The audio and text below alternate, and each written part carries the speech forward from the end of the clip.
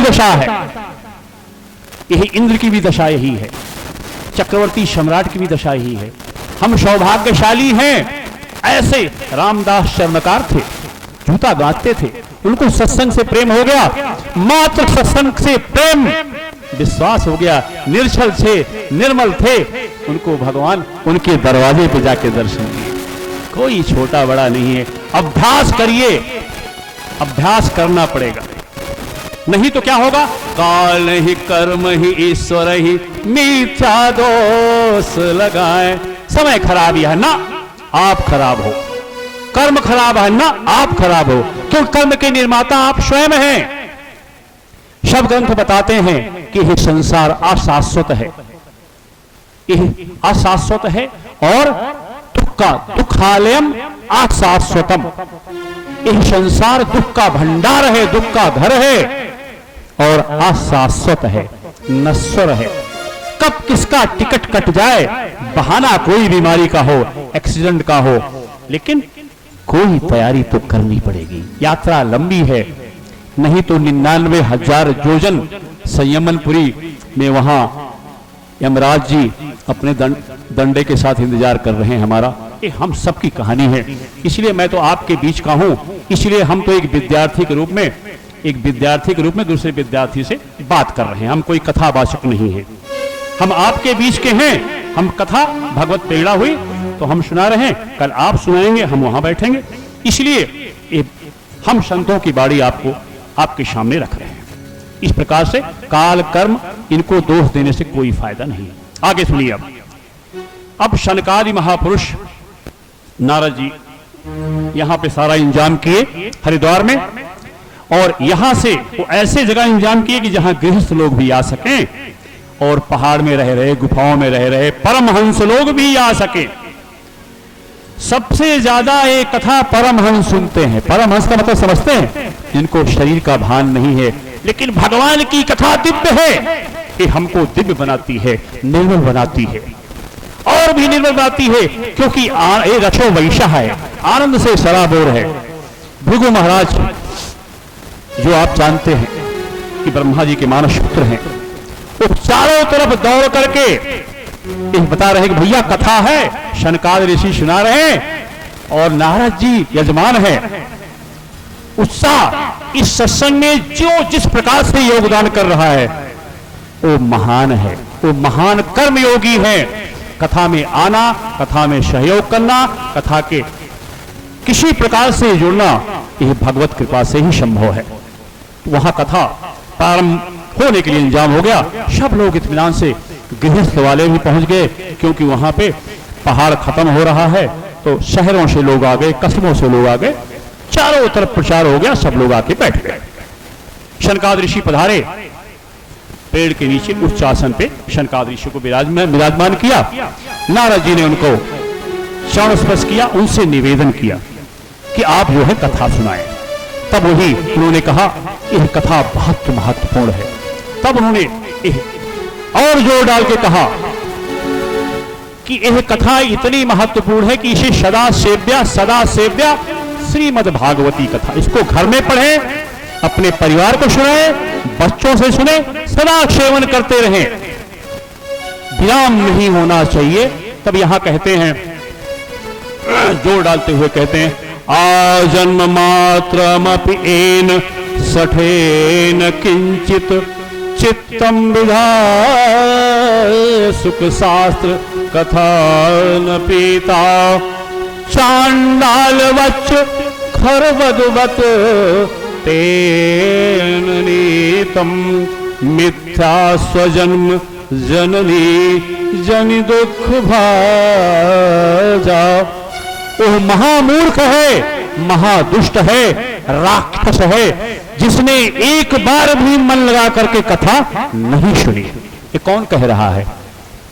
ये ब्रह्म ऋषि जो मात्र 5 वर्ष की अवस्था में है, ब्रह्मा जी के प्रथम संतान सनकाद ऋषि 4 भाई, वो कह रहे हैं कि ओह कितना, ओह चांडाल गधे से भी बदतर है, क्योंकि चांडाल को अवसर नहीं मिला कथा सुनने का।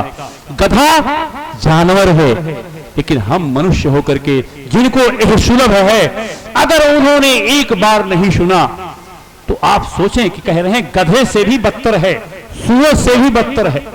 उसका यह जन्म, जो मां ने उसको जन्म दिया, वो मां ने पीड़ा सहा, वो पीड़ा व्यर्थ चली गई। इतना महत्वपूर्ण शनकाद ऋषि बता रहे हैं। सोचें आप कितनी महत्वपूर्ण है यह कथा। आगे अब देखिए, अब महत्व ही बता रहे थे, इस कथा का महात्मा बता रहे थे शनकाद ऋषि की कितनी महत्व। वृंदावन में भक्ति माता है, इसलिए कहते हैं कि आपने संकल्प किया कि मुझे कथा सुननी है, कथा कहनी है। भगवान की कृपा अपने आप गिरने लगती है। सारी व्यवस्था पहले भी करते रहे, आज भी कर रहे हैं। माँ के गर्भ से लेकर के हमारे हर प्रकार की व्यवस्था वो स्वयं कर रहे हैं। हमने कर्ता मान लिया अपने आप को कि हम बच्चों को पाल रहे हैं, परिवार को पाल रहे हैं, बिल्डिंग बना दिए, कारखाना बना दिए। अरे कारखाने वालों से जाके पूछो कि उनके बच्चे उनके अंतिम संस्कार करने के लिए नहीं आते। बीमारी कथा के माध्यम से यह बचाया जा रहा है कि ये घटनाएं हमारे चारों तरफ हो रही हैं, ऐसा नहीं कि एक दिन हो रही है। इसलिए इतना बड़ा महत्वपूर्ण है। अब जैसे ही देखिए कथा प्रारंभ हुई, वहां माता भक्ति युवती तो थी ही, उनके पुत्र ज्ञान वैराग्य, यह संकेत है ज्ञान वैराग्य का। श्रीमद् भागवत कथा में आने से क्या होता है, भक्ति हमारे अंदर, सबके अंदर है। हम सभी भक्त हैं, किसी के भक्त हैं, है भक्त, लेकिन ज्ञान वैराग्य नहीं है। एक दिन पिता को बोलेंगे आप हमें ता सब कुछ है, दूसरे दिन कहीं हमें ता काव के हा, टिकती नहीं है। बाप से बोलेगा बेटा हमें ता काव के हा, रिटायर होने के बाद सुल्तापुर में ले होता जमीनिया, तो हमारा हुआ घर होता व्यापार करित। एक दिन कहेगा कि आपने हमारे लिए बहुत कुछ किया, दूसरे दिन कमी निकालेगा। यही संसार का नियम है। तो यह संसार ऐसे ही चल रहा है। लेकिन इस भक्ति का प्रताप देखिए कि महात्मा हो रहा है। वहां से भक्ति माता अपने जवान पुत्रों के साथ, बच्चे जवान हो गए, कथा कहां हो रही है, हरिद्वार में, और भक्ति माता अपने पुत्रों के साथ कहां बैठी है, वृंदावन में। काफी दूरी है, लेकिन देखिए संचार व्यवस्था। यहां कथा संकल्प किया, आपका बच्चा कहीं हो, उसके पास रक्षा कवच जा रहा है। इतना बड़ा रक्षा कवच संत महात्माओं ने हमको आपको प्रदान किया है। इतना उत्तम ग्रंथ ना हमको लिखना है न पढ़ना है, सुलभ है। इस प्रकार भक्ति माता बड़ी प्रसन्न होकर के वहां आ गई और नाचते हुए आ रही है।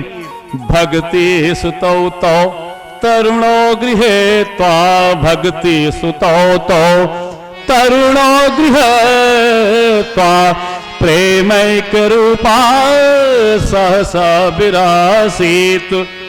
श्री कृष्ण गोविंद हरे मुरारी, हे नाथ नारायण वासुदेव।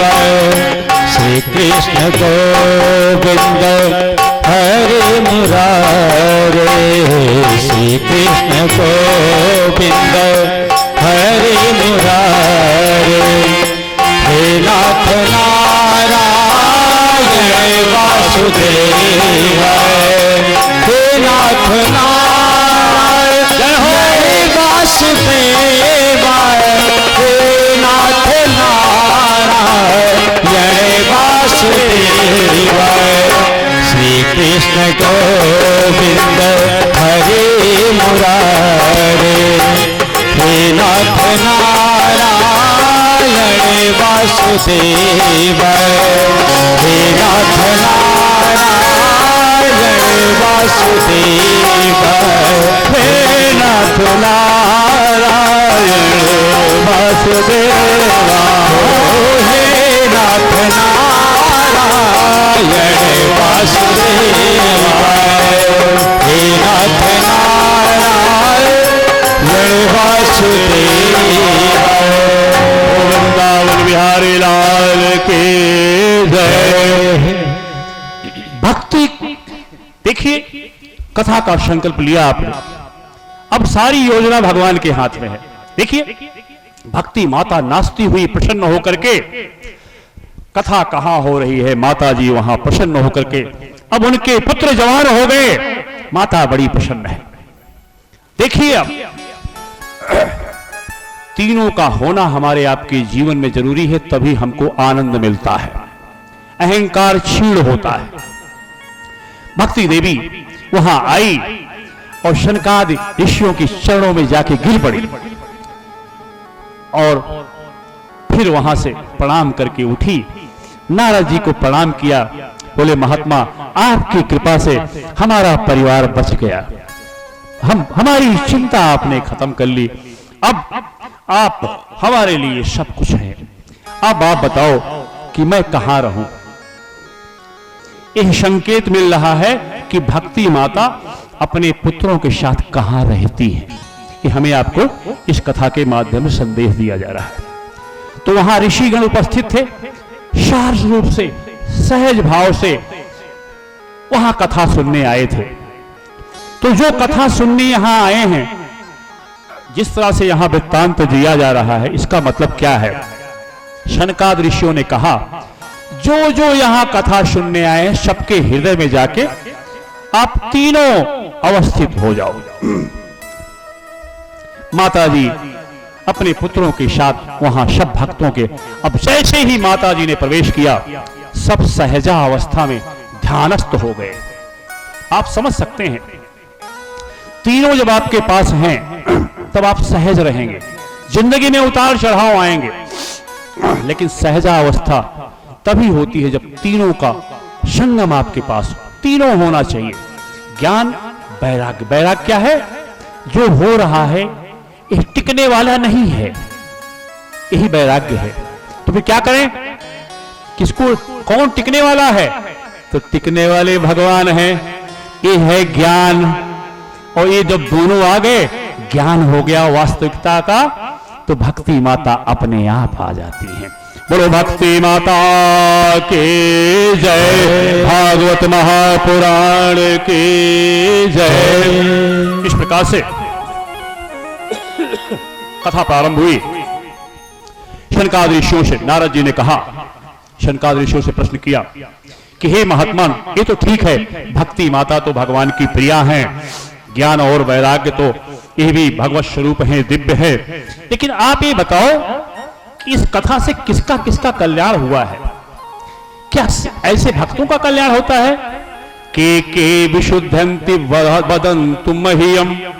हमको यह बतलाइए कृपा करके कि इस भागवत को सुनने से कभी पापियों का भी कल्याण हुआ है, दुष्टों का भी कल्याण हुआ है, कि बस सामान्य लोगों का कल्याण होता है, जो नॉर्मल पूजा पाठ भगवान की कथा कहते हैं, करते हैं, सुनते हैं? तब शनकाद ऋषियों ने कहा, बड़ा मार्मिक यह प्रश्न है कि किसका कल्याण होता है। आप देखिए, विश्व में बहुत सारे पंथ हैं, धर्म हैं, हमारा सनातन धर्म ही एक ऐसा है जो कहता है कितने बड़े पापी हो, कितने बड़े दुष्टात्मा हो, बस मुझे पिता मान लो, माता मान लो, सारे संबंध जोड़ लो, बस सब कल्याण हो जाएगा। यहां पाप से डराया नहीं जाता, यहां पाप का विनाश किया जाता है। हमारे भगवान किसी को पापी नहीं समझते। ये हमारा सनातन धर्म की विशेषता है। विभिन्न विभिन्न नामों से लोग उसका जिक्र करते हैं कि इसके बाद ये हो जाएगा, उसके बाद, लेकिन हमारे यहां ये सिस्टम नहीं। सनातन धर्म कहता है कितने बड़े पापी हो, कितने बड़े मोही हो, जीवन भर आप पथभ्रष्ट रहे हो, लेकिन अगर भागवत कथा एक बार भी सुन ली, कल्याण हो जाएगा। तो बोले उदाहरण दीजिए। नारद जी ने कहा, कोई उदाहरण सुनाइए। ऐसा कोई उदाहरण है? शनकाद ऋषि बड़े प्रसन्न हुए, बोले ए मानवा पाप कृतस्तु सर्वदा। ऐसे मनुष्य जो जीवन भर छोटे मोटे नहीं, पापियों के प्रोफेसर, जो पीएचडी किए हुए पाप में, ए मानवा पाप कृतन्तु सर्वदा, जिनका स्वभाव ही है पाप करना, सदा दुराचार रता विभागा, बीमार्गी है, दुष्ट है, पथभ्रष्ट है, और क्या है? क्रोधाग्नि दग्धाः कुटिलाश्च कामिनः सप्ताह ज्ञान कलौ पुनन्ति ते। हे देवर्षि नारद, अत्यंत क्रोधी हो, अत्यंत दुष्ट हो, दूसरों की जीवन भर संपत्ति हड़प की हो, भ्रष्टाचार किया हो, नौकरी में रहते हुए, सर्विस में रहते हुए, लूटा हो, घसोटा हो, बड़े बड़े भ्रष्टाचारी हो, बड़े बड़े पापात्मा हो, लेकिन अगर वो भी प्रेम पूर्वक मन लगा करके एक बार भी भागवत सुन लिया तो उनके ऊपर भगवान की स्वयं कृपा हो जाती है। लिखा है ना, तज मद मोह कपट छल नाना करहु सदत साधु समाना। मेरी गारंटी है, सर्वधर्मान परित्यज माम एकम, केवल दूसरे की नहीं कि हुआ पूजन ना। भगवान कृष्ण कहते हैं जो ब्रह्मांड नायक है, अनंत ब्रह्मांड नायक, अंत में जब कहते हैं कि आप काहे परेशान होता, सर्वधर्मान, एक कर्तव्य है, ये करना हो ना, सर्वधर्मान परित्यज माम एकम शरणं व्रज अहम ताम सर्व पापेभ्यो मोक्षयिष्यामि मास। निडर हो जाओ, मैं गारंटी देता हूं कि पाप छोड़ो। तुमको क्या मालूम कौन सा पाप किए हो? अनंत जन्मों के पाप की राशि जानते हो? नहीं जानते। हम तो ये नहीं जानते पिछले जन्म में कहां थे। तो भगवान कह रहे हैं कि मैं जानता हूं, जैसे अग्नि के अंदर तिनके भस्म हो जाते हैं, मैं तुम्हारे पापों को 1 मिनट में भस्म कर दूंगा। सिर्फ एक काम, सर्वधर्मान परित्यज माम एकम शरण, मेरी शरण। और सारी शरण जिनकी ग्रहण कर रहे हो वो भी जन्म मृत्यु के चक्कर में है, कोई भी मुक्त नहीं है। गलत फहमी मत रखो कि हुआ पूज लेन ना। गीता जैसा विश्व का सबसे परम ग्रंथ है, सबसे उत्तम ग्रंथ है, आप यह जानते हैं, बताने की जरूरत नहीं है। ये भगवान की गारंटी है। भगवान राम और भगवान कृष्ण एक ही हैं।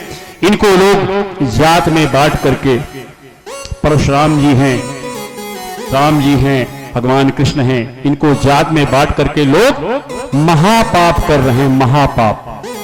भगवान के ऊपर लांछन लगाने की, वो जात के वह जात के वो के हैं, ये लोग बिना किसी कारण के पाप कर रहे हैं, नरकगामी होंगे, महानरक मिलेगा बिना किसी कारण के। हमें बचना है, हमें यह बहुत ही सतर्क रहना है, यह जीवन सतर्क रहने का है।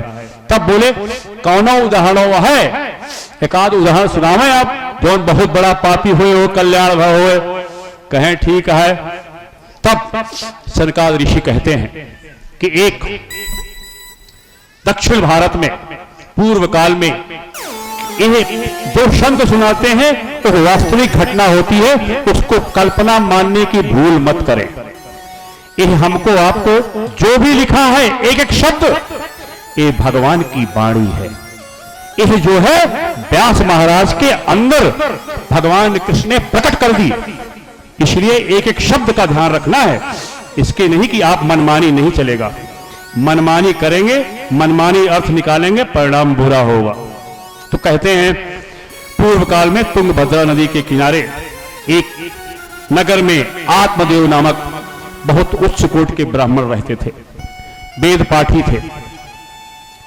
वेद पाठ का मतलब नहीं है, पुराण पढ़ने का मतलब नहीं कि आप भक्त हैं, नहीं। क्योंकि आप अगर उसको व्यापार के रूप में इस्तेमाल कर रहे हैं, करिए आप, व्यापार अच्छा है, उसको आप सुनाइए, वो ठीक है, वो भगवान की ऐसी कृपा है कि वो जरूरी है, क्योंकि इस जीवन यापन भी होना है। लेकिन कह रहे हैं कि वेद के बांचने समय आप अर्थ जानो, क्योंकि अगर आपके व्यवहार में नहीं है वो वेद वाक्य, वो श्रीमद् भागवत के श्लोक आपके व्यवहार में नहीं है, तो उसका असर नहीं पड़ेगा।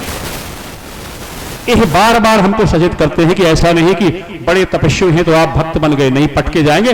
बहुत लोग पटके गए हैं, भक्त बच जाते हैं, क्योंकि भक्त उनके पुत्र होते हैं। उनके बच्चे होते हैं। बच्चे बन के रहो, प्यार ही प्यार मिलेगा। जवान बनने का प्रयास जो करते हैं कि महाज्ञानी हूं, महातपस्वी हूं, महाव्रती हूं, वो लाभ नहीं हो रहा है और अहंकार बढ़ रहा है। दवाई शूट नहीं कर रही है, इस सतर्क रहना है। जो दवा आपको शूट नहीं कर रही, अहंकार बढ़ा रही है, वो दवा इसका मतलब फायदेमंद नहीं है। भक्ति का मतलब आत्मसमर्पण कि प्रभु हम कुछ नहीं जानित, हमारे ज्ञान नाय ना, आप समझावा, तो रहते थे।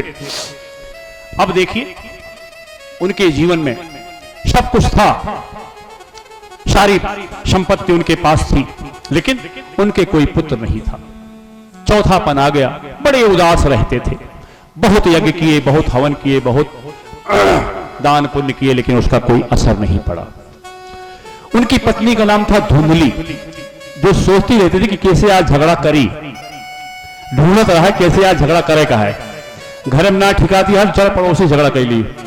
वो झगड़ा तराहती थी, कलह प्रेमी थी वो।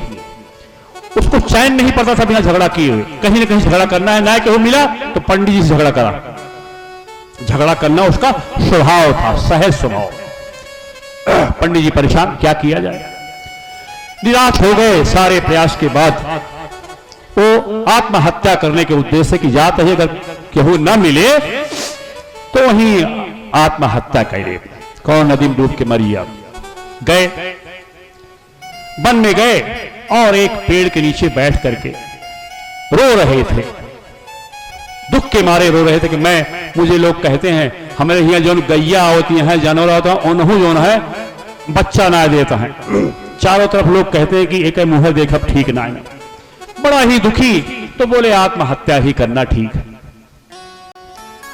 अब वहां मनन कर रहे हैं तो एक सन्यासी वहां से निकले। तो वो सोचे कि भाई कौनो भक्त आई रोवत है, भगवान के ताए रोवत है, ये भगवान के लिए रो रहा है।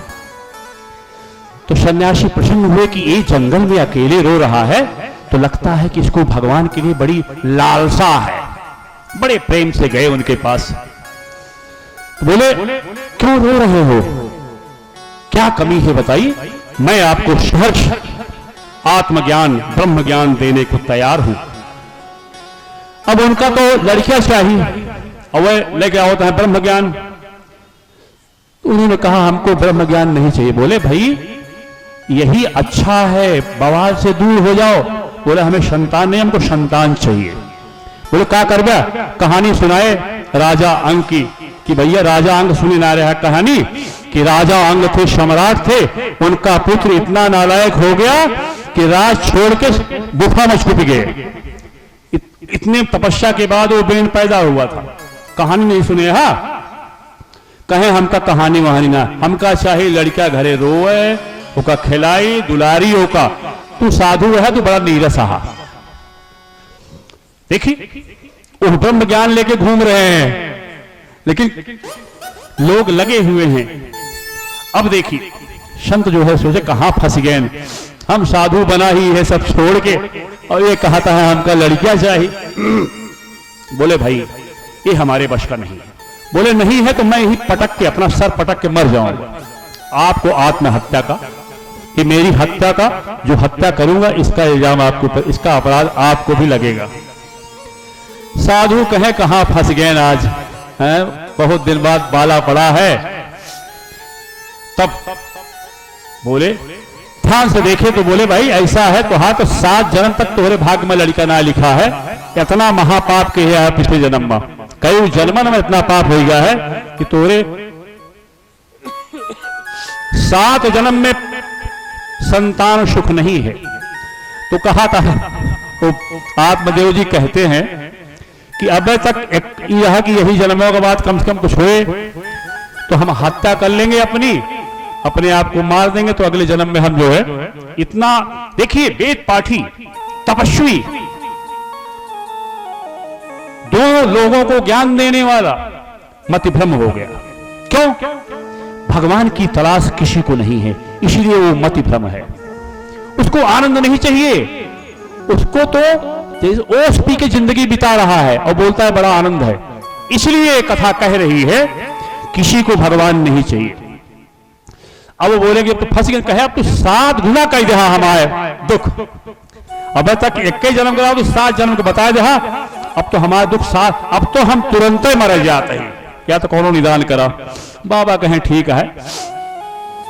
भगवान की कृपा, संत महात्मा ने एक फल दिया, आम का फल। बोला ठीक है, इस फल को आप अपनी पत्नी को खिला देना और वो इसको खा करके खाएंगी और यह नियम से रहेंगी, भगवान का जाप करेंगे तो उत्तम संतान होगी। अब आप कल्पना करें, उनके भाग्य में नहीं है तो कोई भी दे नहीं सकता। परिणाम क्या हुआ?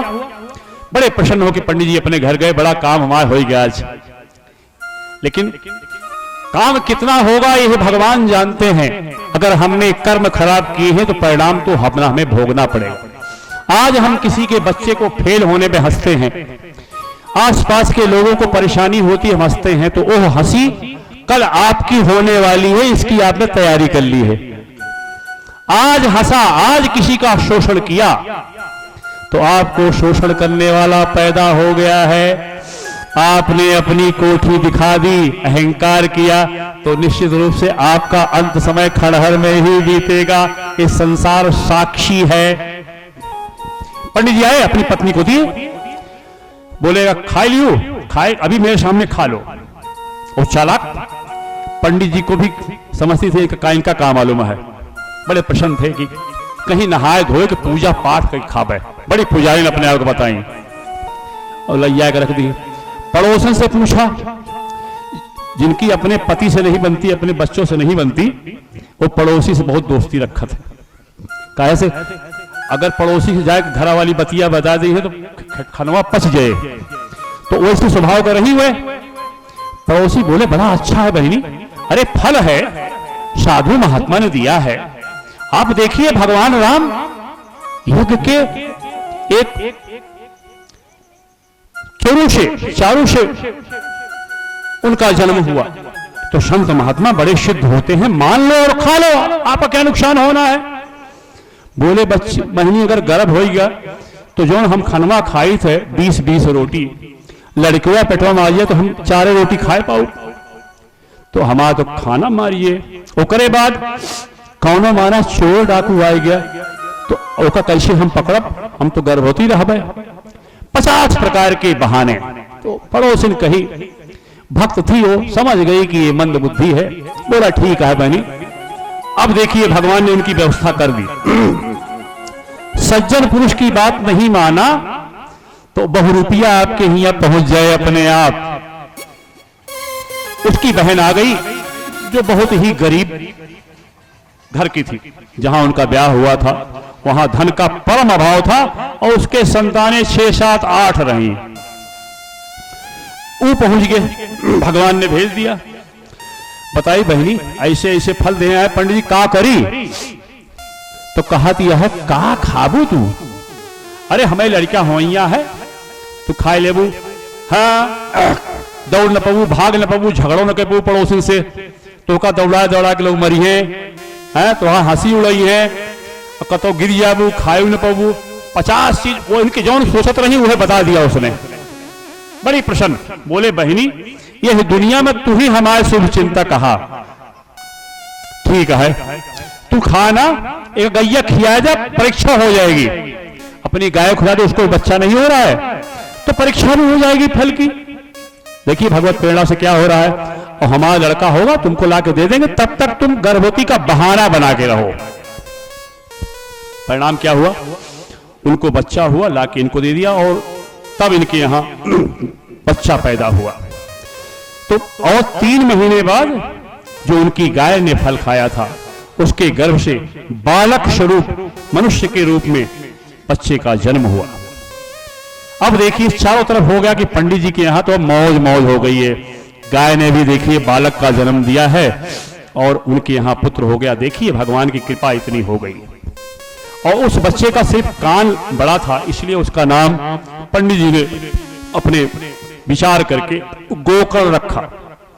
और जब अपने पुत्र का नाम रखने लगे तो धुंधली कहा थी उनके दुल्हन कि इनका नाम हम रखेंगे, उसका नाम आप रखा।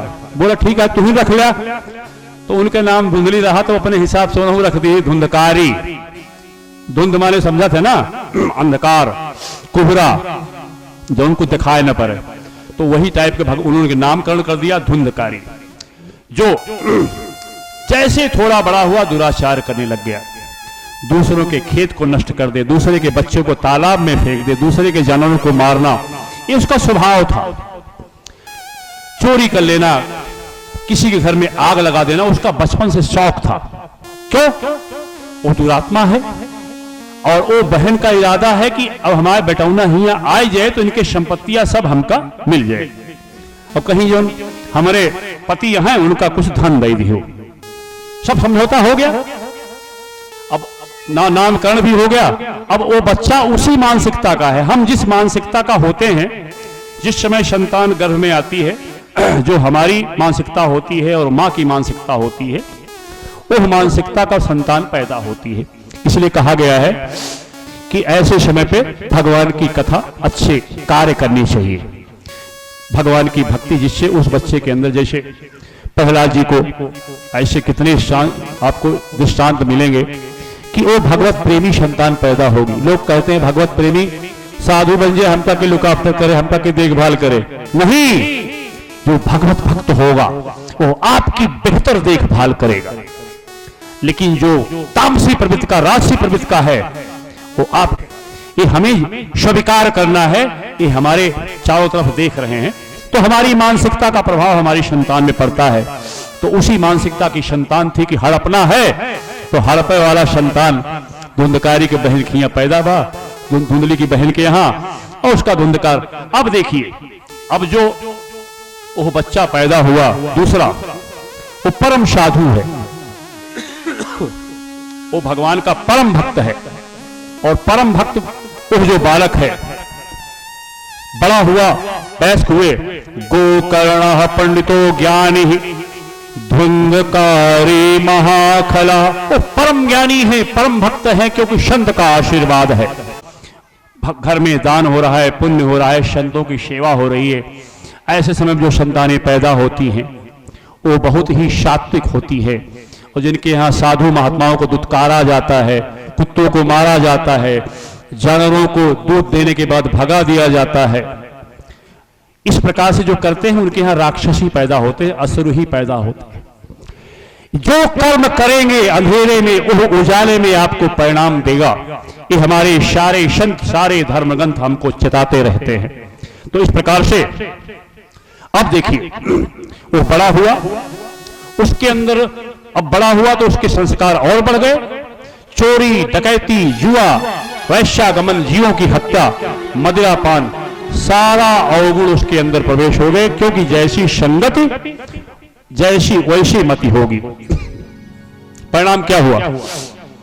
कभी डकैती नहीं कर पाया, कभी चोरी नहीं कर पाया, जुए में हार गया, तो क्या करेगा? ऐसा व्यक्ति अपने माँ बाप का शोषण करेगा। जो असफल व्यक्ति होते हैं अपने माँ बाप के अंदर कमी निकालते हैं, उनका दोहन करते हैं। सफल हो गया तो हमारी उसमें माँ बाप का नहीं, माँ ने, बाप ने अपना खून पसीना दरवाजे दरवाजे पे जाकर के आपके लिए प्रार्थना की, आप योग्य हो गए, तो सबसे पहले अपने माँ बाप को भूलते हैं। कितना दुर्भाग्य है ऐसे लोगों का, और जो अपने माँ बाप की कदर नहीं करता। क्योंकि अगर कोई ईश्वर है, कोई देवता है, कोई इस संसार में कोई भी स्वरूप है, वो प्रथम है मां और दूसरा है बाप। जिसने मां बाप की कदर नहीं की, उसको भगवान की भक्ति का कोई लाभ नहीं होगा। यह नोट करके लिख दो, यही सारे ग्रंथ बताते हैं। प्रथम पूज्य आपके पास जो हो उसकी सेवा करो। मां बाप तो सर्वस्व आपको दे रहे हैं, लेकिन आप देख नहीं रहे हो। जब आप माँ बाप बनोगे, आपका तिरस्कार होगा, आप चिल्लाओगे कि मेरा बच्चा मानता नहीं, कोई सुनने वाला नहीं है, क्योंकि तूने बोया है, अब तुम ही काटो और नरकगामी बनो। इसलिए सतर्क रहना है, अपने पड़ोसियों से अच्छे संबंध रखने हैं, जानवरों की कदर करनी है, कुत्तों को नहीं मारना, जो हो सके दो। कोई साधु महात्मा, कोई भिक्षुक आ गया, घर से वापस नहीं जाना चाहिए। अगर घर से भिक्षुक गया तो आपकी भिखारी बनने की यात्रा का शुरुआत हो गई। आप भिखारी बनने के योग्य हैं, इसलिए उस भिखारी को आपने दुत्कारा है। बहुत सतर्क रहना है।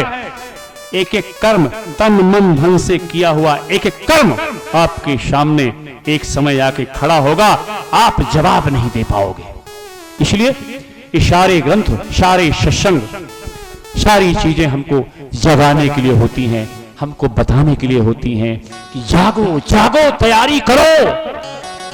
तब देखिए, अब देखिए, माँ बाप को मारने लग गया, माता को पीटने लग गया, धन दो। पहले तो बर्तन ले जाकर सब बेच दिया, उसके बाद तू बहुत बड़ा पंडित रहा हा, बहुत कमान हा, अब धन निकाला, बहुत गाड़े हा, अपनी महतारी का शोषण, अपने बाप का शोषण, मारना पीटना, दोनों को उसने मार मार करके, पीट पीट करके, अब इनकी जो इज्जत थी वो सब खत्म हो गई। घर में कलह हो रही है, मारे जा रहे हैं माँ बाप। अब कल्पना करें आप, संसार में दर्शन करें आप कि बूढ़ा है, बेटवा निकाल दो, पिटिया खिया रहा कहां, किसी पड़ोसी के यहां रह रहे हैं, सब कुछ होते हुए ये दर्शन कर रहे हैं आप। यही हमारे साथ कई गुना होगा, इसकी तैयारी कर लो। यही हो रहा है। यह कथा यह हमको समझाने के लिए कही जा रही है। अब देखिए, अब देखा कि गोकर्ण जी भक्त हैं, उन्होंने अपने पिताजी को कहा, पिताजी आप सारे ग्रंथों का स्वाध्याय किए हैं, आपको ज्ञान है, लेकिन आपके अंदर भक्ति नहीं है, वैराग्य नहीं है। इसलिए आपने ज्ञान तो अर्जित कर लिया, लेकिन वैराग्य नहीं हुआ, मोह हो गया। इसका मतलब ज्ञान से कोई फायदा आपको नहीं हुआ। अब क्या करिए? अब उनको शिक्षा दे रहे हैं, क्योंकि वो संत हैं, महात्मा है, वो चाहते हैं कि मेरे पिता का कल्याण हो। जबकि वो गाय के पुत्र हैं, उनसे कोई रक्त संबंध नहीं है, वैसे तो धुंधकारी का भी रक्त संबंध नहीं है। अब देखिए, गोकर्ण जी अपने पिताजी को बोलते हैं, असारा खलु संसारो दुख रूपी विमोह कहा, सुतः कस्य धनम कस्य अस्नेहवान जलते निशम। हे पिताजी, आप जो फंसे हुए हो कि मेरा बेटा, मेरी पत्नी, मेरा बेटा, मेरा धन, मेरी संपत्ति, सब ने आपको धोखा दे दिया। इसलिए स्वीकार करो कि किसका कौन पुत्र है, किसका धन है। जो भगवान के भक्त हैं वो स्वतंत्र रहते हैं, मस्त रहते हैं, और जो आसक्त हैं, मोह में जुड़े हुए हैं, वो जलते रहते हैं। कभी ढूंढते हैं कि एकरे कारण हमारा नुकसान हो गया, एकरे कारण हमारा नुकसान हो गया। ये नहीं सोचते कि सबके कारण आप स्वयं हैं। इसलिए पिताजी, आपने जो हुआ हुआ, आप सोचते हैं कि फलानवा खुश है, नहीं, फलानवा कारखाना वाला है, बड़का अफसर है, लेकिन चाय का दशा देखा, घरे का दशा है। जिस घर को आप बनवा के अपने बच्चों को देंगे भ्रष्टाचार करके, बच्चे उसको कहेंगे कि ये भूत घर है। क्यों? उस घर में भूत रहेंगे, क्योंकि आपने गरीबों का खून चूसा है। आप कितने परिश्रम से भगवान की तपस्या करने के बाद उच्च कोटि के अफसर बने, अच्छा पद मिला, आपने पद का दुरुपयोग किया, तो यह प्रकृति आपका दुरुपयोग करेगी। बच्चे उस घर में नहीं रहेंगे, उसमें भूत वास करेगा। आप पता करके देख ले, यही चीज समझा रहे हैं गोकर्ण जी अपने पिताजी को। न च इंद्रस्य सुखम किंचिन न सुखम चक्रवर्तिनाम सुखमस्ति बिरकतस्य मुनेरे कांत जीवना। हे पिताजी, आप सोचते हैं कि राजा सुखी है, इंद्र सुखी है। अरे जाके उनसे पूछो, कोई सुखी नहीं है। कोई तन दुखी, कोई मन दुखी, कोई धन बिन रात उदास, थोड़ा थोड़ा सब दुखी सुखी राम का दास। श्री भगवान को अपना माता पिता, केवल उनको माता पिता मानने वाला ही पिताजी खुश रहता है। और कोई कुछ नहीं है, आपको गलतफहमी है। आज पिता पुत्र जो है आप पे निर्भर है तो आपकी आज्ञा पालक है। आप कहेंगे कि हमारा लड़कवा देवता है, थोड़ी देर बाद कहब्या ए बेटा वो काम कैला, कहां रोज बरबरार रहा था, हमारा लड़कवा राक्षस है, रोज हम पासा बदलते हैं। आज कहेंगे देवता, 1 घंटे बाद कहेंगे राक्षस। यही चल रहा है। हम खुद भ्रमित हैं कि न कोई देवता है न कोई राक्षस है, सब हम स्वयं हैं। जब तक यह विचार नहीं करेंगे हमें कोई हल नहीं मिलेगा। गोकर्ण जी पिताजी को समझा रहे हैं कि हे पिताजी, जिस शरीर से मोह कर रहे हैं यह मात्र हड्डी मांस और रुधिर का पिंड है, जिसको बनाने में आपका योगदान नहीं है। मां के गर्भ में मां ने उसको बनाने के लिए कहीं से लाकर सामान नहीं था, भगवान स्वयं निर्माण कर दिए। इसलिए जितने सगे संबंधी इस शरीर के हैं, ये सारे सगे संबंधी जो हैं, आप अपने आंखों से दर्शन कर लिए कि जितने सगे संबंधी हैं, पैसा है तो सब पहुंची हैं। पैसा चुगत का हम पहचान में ना करी। इस संसार में दर्शन कर रहे हैं हम लोग। आज आपका चक्र समय अच्छा है तो आपके हर प्राणी, आपका हर संबंधी आपसे संबंध तोड़ना चाहेगा, लेकिन अगर वो खत्म हो गया तो आप दर्शन करते हैं। इस प्रकार से गोकर्ण जी समझा रहे हैं कि पिताजी ये सब छोड़ो, ये संसार छल अंगूर है, आपका अंतिम समय है, इसका थोड़ा लाभ ले लो और आप धर्म भजो, धर्मम भजस्य सत्यम। हे पिताजी, आप भगवान की शरण ग्रहण करो। और फिर पूछते हैं कैसे ग्रहण करूं मैं तो जिंदगी भर पिसता रहा। बोले आप कुछ न करो, आप वन में निकल जाओ, संत रहेंगे वहां पे, उनकी सेवा करो, वहां कीर्तन करो, वहां भजन सुनो, बस आपका सब काम स्वयं हो जाएगा। पिताजी निकल गए। अब माताजी क्या कर रही है? माताजी कहां है? हमारा बेटा उन्हें काहे छोड़ी, इकता के है। परिणाम क्या हुआ?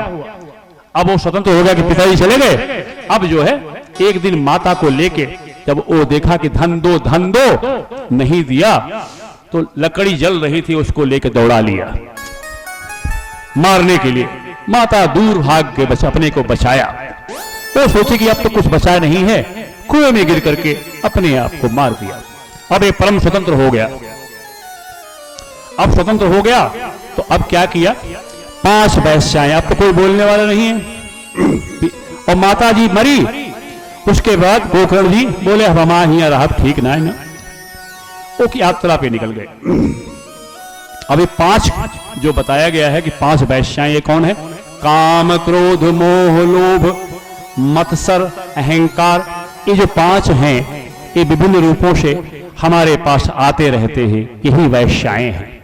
ये अपने आप को नष्ट करने के लिए आते हैं और नष्ट करने के लिए इनके पास पहुंच गए, इनके साथ रहने लग गए। और उसका स्वभाव था डकैती, चोरी, उनकी इच्छाएं पूरी करनी, उनको पालना है। एक दिन किसी राजा के मंत्री के यहां हाथ मार दिया, बहुत सारा धन लूट के लाया। अब देखा कि सारा धन, वस्त्र आदि बड़े बहुत चीजें लेके आ गया। बड़ा खुश था, मदिरा पान किया, बड़ा प्रसन्न है, आज सो गया। अब देखिए ये काम, क्रोध, मद, लोभ, अहंकार, ये इंतजार करते हैं कि मैं इनके अंदर कैसे प्रवेश करूं, क्योंकि आपको नष्ट करने के लिए आए हैं।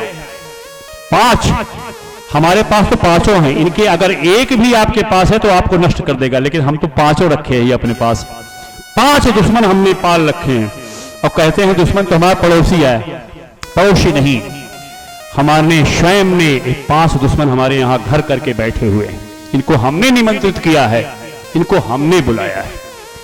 परिणाम क्या हुआ? सारी वैश्याओं ने तय किया कि आज इनको मार देते हैं, नहीं तो राजा के यहां कोई आके यहां छापा पड़ेगा, हम पकड़े जाएंगे, हमको मृत्युदंड हो जाएगा। इसको तो होगा ही। सब सामान ली, गांठ के किनारे कह ली, अपन शराब पी के सो होता है। देखा कि इसको मार देते हैं। उसकी पलंग में रस्सी से बांधा, उसका होश आया, वो चिल्लाया। तो उन्होंने क्या किया? तकिया से मुंह बंद किया और दूसर की गई, आग जल रही थी, उसकी लुआठी लाई और मुंह में डाल दिया। अब वो तड़प तड़प के मर गया। आप देखते होंगे जो गला फांसी लगाते हैं वो ऐसे प्रेत होते हैं जो बोल नहीं सकते। इसके मुंह में वो लुआठी डाला, अब इसका मुंह बंद हो गया। अब ये ऐसा प्रेत बनेगा जो कभी बोल नहीं पाएगा, गूंगा प्रेत। अब वो गूंगा प्रेत बन गया। उसकी जाने के पहले उसी आंगन में ही उसको गाड़ दिया और वो चली गई अपना सब धन लेकर के। अब देखिए ये महाप्रेत बना, बहुत उत्तम कोट का, नंबर 1 कोट का प्रेत बना। कहे से एक को काम छूट ना रहा कौनो पाप के। अब देखिए, अब ये समाचार मिला गोकर्ण जी को। अब गोकर्ण जी यात्रा पे थे, पता चला कि माँ बाप तो खत्म हुए हैं, उनका तो श्राद्ध कर ही देते हैं गया में। जाके श्राद्ध करने लगे, पता चला कि धुंधकारी भी मर गया है, तो चल के श्राद्ध कर देते हैं जिससे इनका कल्याण। श्राद्ध से कल्याण किसका होता है? जो भगवत भक्त होते हैं। कहीं पे थोड़ा पथभ्रष्ट हो गए, लेकिन पापियों का श्राद्ध से कोई फायदा नहीं होता। क्यों नहीं फायदा होता? क्योंकि वो उसके योग्य नहीं है। आप दे रहे हैं, वो लेने लायक नहीं, उसके हाथ नहीं है। इसलिए श्राद्ध का फायदा तो है, लेकिन जो परम पापी होगा उसका श्राद्ध का फायदा भी नहीं होता। अब यही कह रहा है धुंधकारी, बता रहा है। जब बोले तो एक दिन दौड़ आए घूमते घामते उनको कि भाई अब तो चलते हैं, अपनी जन्मभूमि देख लेते हैं। आए वहां पे, देखा कि यहाँ लेटे सोए थके हैं, शाम को आए, अब आंगन में सो गए। अब थोड़ी देर बाद एक बड़ी प्रेतात्मा, वो कभी भेड़ा बन जा रहा है, कभी हाथी बन जा रहा है, कभी घोड़ा बन जा रहा है, कभी भयंकर प्रेतात्मा बन जा रहा है, विभिन्न रूपों के सामने, और अंत में वो मनुष्य रूप में प्रकट हुआ। भूत ऐसे ही होते हैं, उनके पास एक स्वतंत्रता है कि हमको आपको डराने के लिए कोई भेष धारण कर लें। उनका काम है, जीवन भर कष्ट दिया है तो मरने के बाद भी कष्ट ही देना है। उनका स्वभाव होता है सहज स्वभाव। जो आज आपका स्वभाव है, यही स्वभाव मरने के बाद भी रहता है। ये उसके साथ हो रहा है। अब संत महात्मा है, उच्च कोटि के संत, इन्होंने सोचा कि ये कोई बहुत दलित आत्मा है, बहुत शोषित आत्मा है, बहुत दुखी आत्मा है।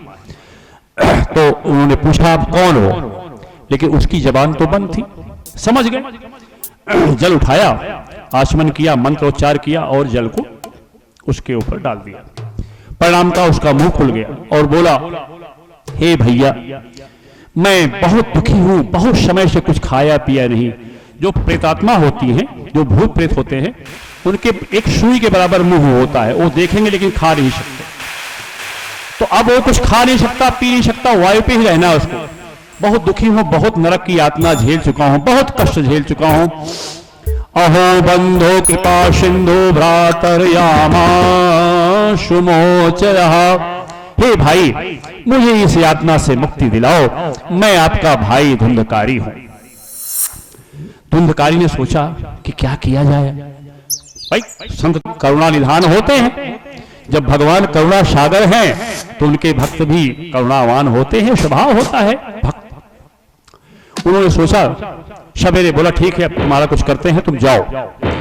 सवेरे लोगों से पूछा, लेकिन उनको सही हल नहीं मिल पाया कि प्रेतात्मा को कैसे उसको, क्योंकि हमने गया में श्राद्ध किया फिर भी ये मुक्त नहीं हुआ। तो प्रश्न किया था कि ये भाई धुंधकारी, तुम्हारे लिए हमने श्राद्ध किया। बोला भैया 100 श्राद्ध किए कर दो, फिर भी मैं मुक्त नहीं हुआ। नंबर 1 का पापी यही हम।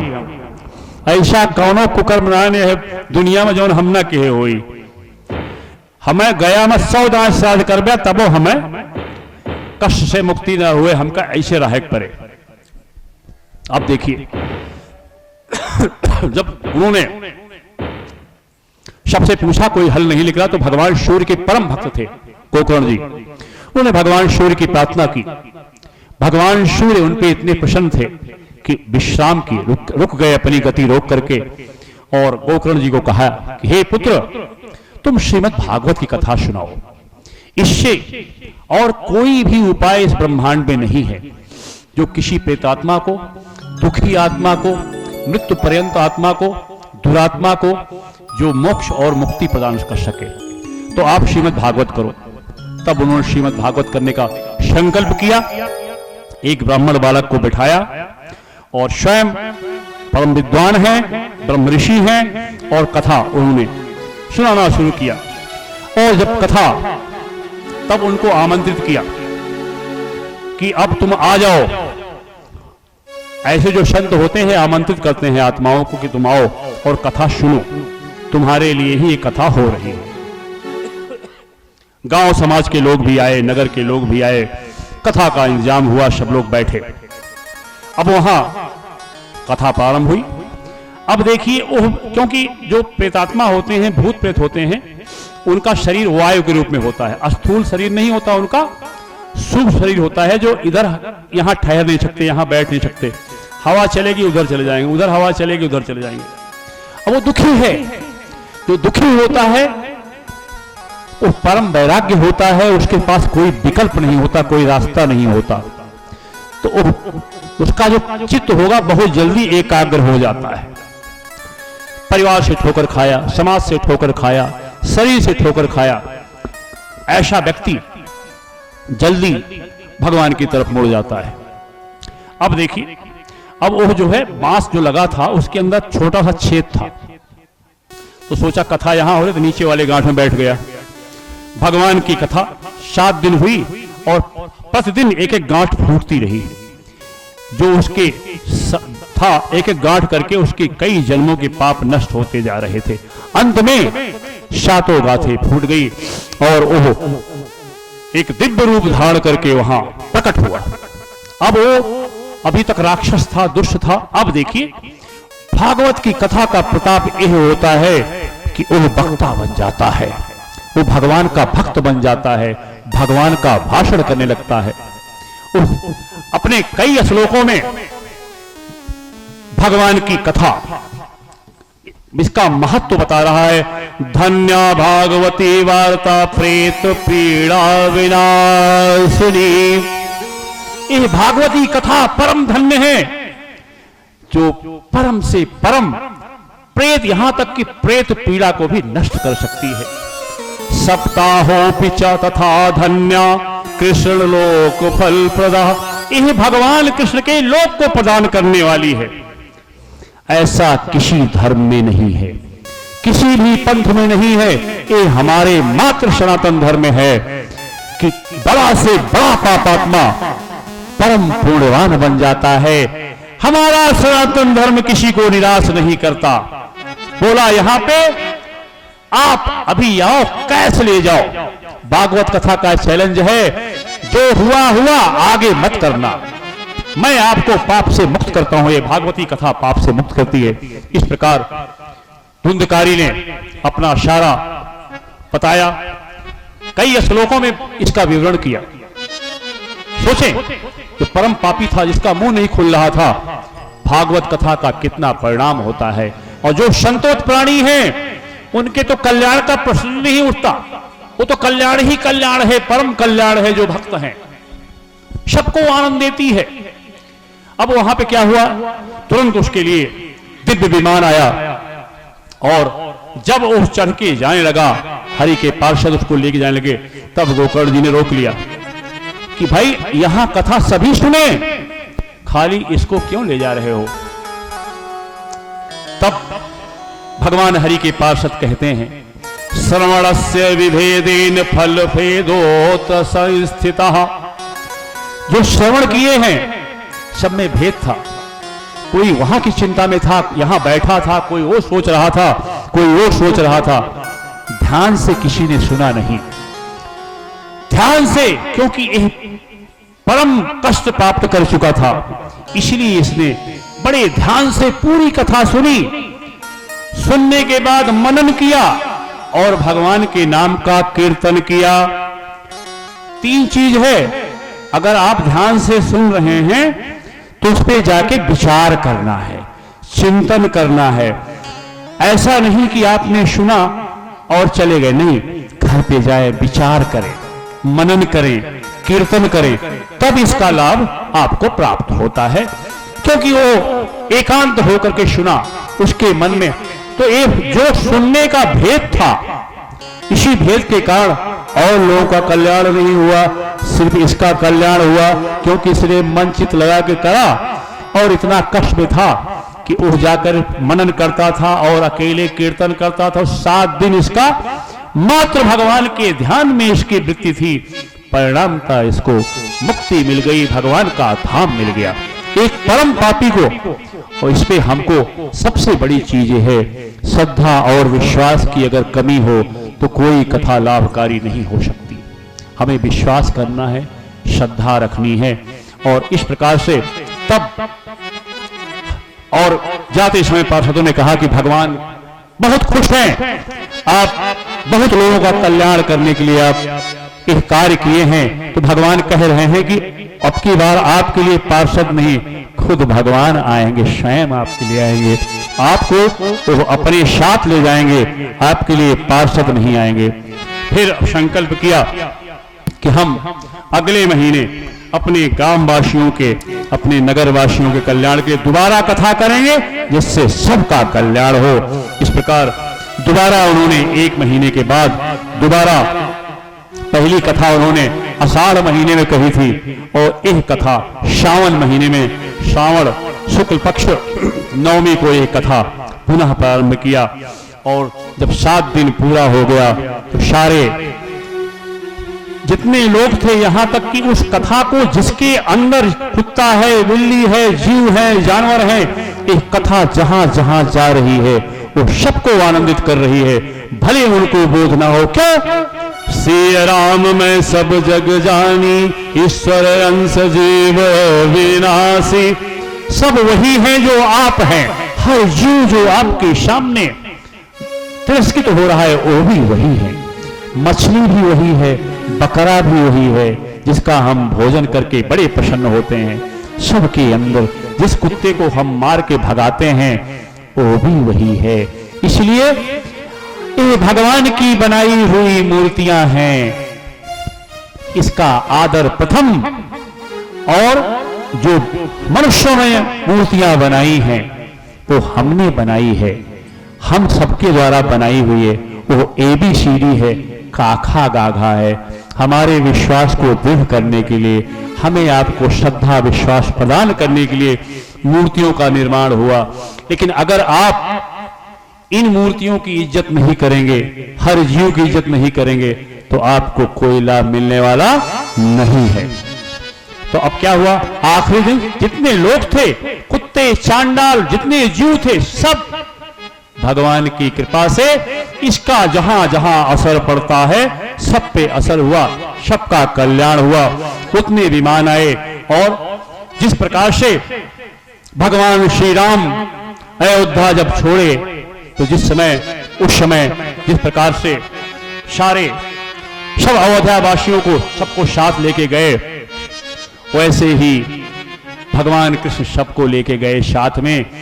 अयोध्यावासिनः पूर्वम यथा रामेण संगताः तथा कृष्णेन ते नीता गोलोक योग दुर्लभा।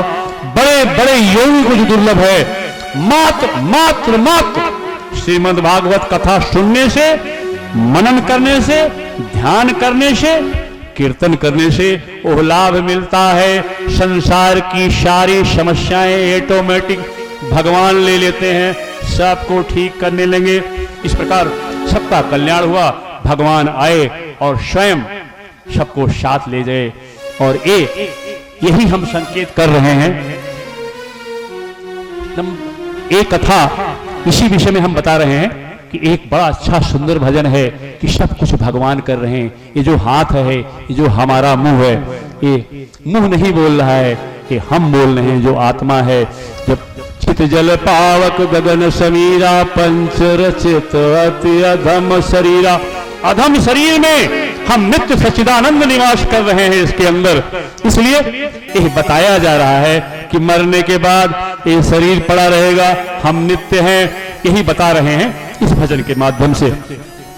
बता तेरे मुख को कौन खोलता है, बता तेरे मुख को कौन खोलता है, बता तेरे मुख को, बता तेरे मुख को कौन खोलता है, मुख बोलता है यार तू बोलता है, मुख बोलता है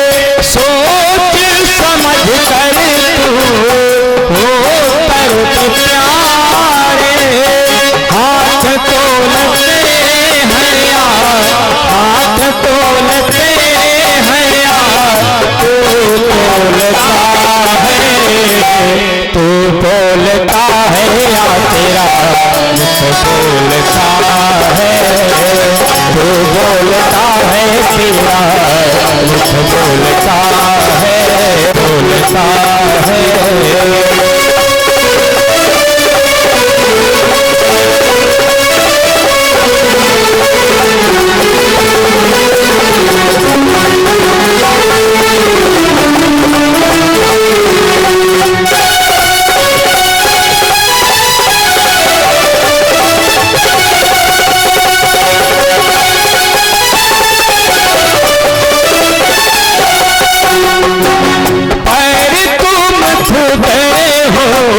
या पैर हैं तुम्हारे, तुम खुद हो या पैर हैं तुम्हारे, सूझ बूझ करके समझा तो प्यारे, पैर डोलते हैं यार, पैर डोलते हैं यार, तू डोलता है, तू बोलता है तेरा मुँह बोलता है, तू बोलता है तेरा मुँह बोलता है, पता तेरे मुँह को कौन बोलता है, मुख बोलता है, मुख बोलता है, तू बोलता है। वृंदावन बिहारी लाल की जय। सबसे बड़ा